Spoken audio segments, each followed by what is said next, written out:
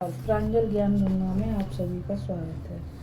हम संक्षिप्त महाभारत का पाठ कर रहे हैं, जिसमें कि वन पर्व चल रहा है। कल हमने राजकुमारी सुकन्या और महर्षि चयवन की कथा को पढ़ा था। आज हम राजा मानधाता का वृतांत पढ़ेंगे। तो चलिए कथा शुरू करते हैं, जो कि इस प्रकार है। महाराज युधिष्ठिर ने पूछा, ब्राह्मण राजा युवनाश्व के पुत्र नृपश्रेष्ठ मानधाता तीनों लोकों में विख्यात थे। उनका जन्म किस प्रकार हुआ था? लोमश जी बोले, राजा युवनाश्व इक्ष्वाकु वंश में उत्पन्न हुआ था। उसने 1 सहस्त्र अश्वमेध करके और भी बहुत से यज्ञ किए और उन सभी में बहुत बड़ी बड़ी दक्षिणाएं दी। अपने मंत्रियों पर राज्य का भार छोड़कर उस मनस्वी राजा ने मनोनिग्रह करते हुए निरंतर वन में ही रहना आरंभ कर दिया। एक बार महर्षि भृंगु के पुत्र ने उससे पुत्र प्राप्ति के लिए यज्ञ कराया। रात्रि के समय उपवास से गला सूख जाने के कारण राजा को बड़ी प्यास लगी। उसने आश्रम के भीतर जाकर जल मांगा, किंतु सब लोग रात्रि के जागरण से थककर ऐसी गाढ़ निद्रा में सो रहे थे कि किसी ने उसकी आवाज ना सुनी। महर्षि ने मंत्रपूत जल का एक बड़ा कलश रख छोड़ा था। उसे देखकर राजा ने जल्दी से उसी में से कुछ जल पीकर अपनी प्यास बुझाई और उसे वहीं छोड़ दिया। कुछ देर में तपोधन भृंगुपुत्र के सहित सब मुनिजन उठे और उन सभी ने उस घड़े को जल से खाली देखा। तब उन सभी ने आपस में मिलकर पूछा कि ये किसका काम है? इस पर युवनाश्व ने सच सच कह दिया कि मेरा काम है। यह सुनकर भृगुपुत्र ने कहा, राजन, यह काम अच्छा नहीं हुआ। तुम्हारे एक महान बलवान और पराक्रमी पुत्र उत्पन्न होगा। इसी उद्देश्य से मैंने यह जल अभिमंत्रित करके रखा था। अब जो हो गया सो हो गया, उसे पलटा भी नहीं जा सकता। अवश्य ही जो कुछ हुआ है वह देव की ही प्रेरणा से हुआ है। तुमने प्यास से व्याकुल होकर मंत्रपूत जल पिया है, इसलिए तुम्ही को एक पुत्र प्रसव करना होगा। ऐसा कहकर मुनि अपने अपने स्थानों को चले गए। फिर 100 वर्ष बीतने पर राजा की बाईं को फाड़कर एक सूर्य के समान अत्यंत तेजस्वी बालक निकला।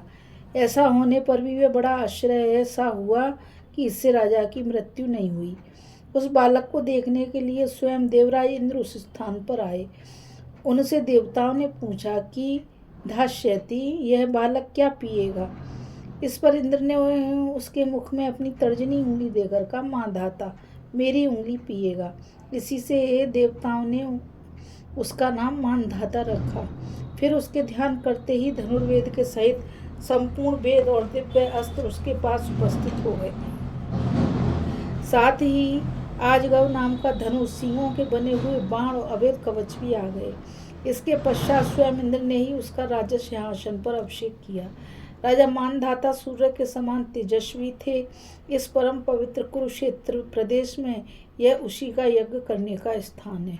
तुमने मुझसे उनके चरित्र के विषय में पूछा था, सो मैंने उनका महत्वपूर्ण वृतांत तुम्हें सुना दिया। राजन, इस क्षेत्र में पहले प्रजापति ने 1000 वर्ष में पूर्ण होने वाला इष्टिकृत नाम का याग किया था।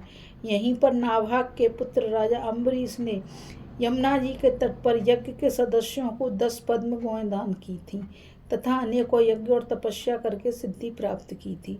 यह देश नहुस के पुत्र पुण्यकर्मा राजा याति का है। यहाँ राजा याति ने अनेकों यज्ञ किए थे। इसी जगह महाराज भरत ने भी अश्वमेध यज्ञ करके घोड़ा छोड़ा था।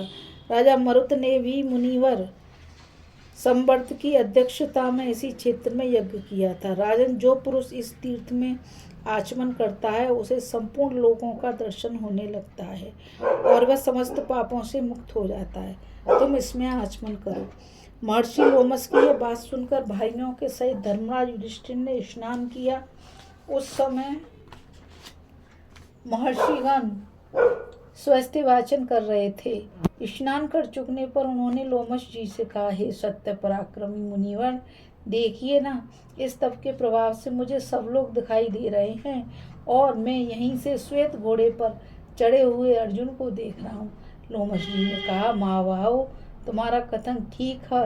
महर्षिगण इसी प्रकार स्वर्ग का दर्शन किया करते हैं। देखो, यह परम पवित्र सरस्वती नदी है। इसमें स्नान करने से पुरुष सब पापों से मुक्त हो जाता है। यह चारों ओर से 5-5 कोस के विस्तार वाली प्रजापति ब्रह्मा जी की वेदी है। यही महात्मा कुरु का क्षेत्र है, जो कुरुक्षेत्र नाम से विख्यात हुआ। बोलो श्री कृष्ण भगवान की। अभी हम कथा में राजा मानधाता का वृतांत सुन रहे थे और अब हम आगे कथा में कुछ अन्य तीर्थों का वर्णन और राजा उशीनर की कथा को पढ़ेंगे।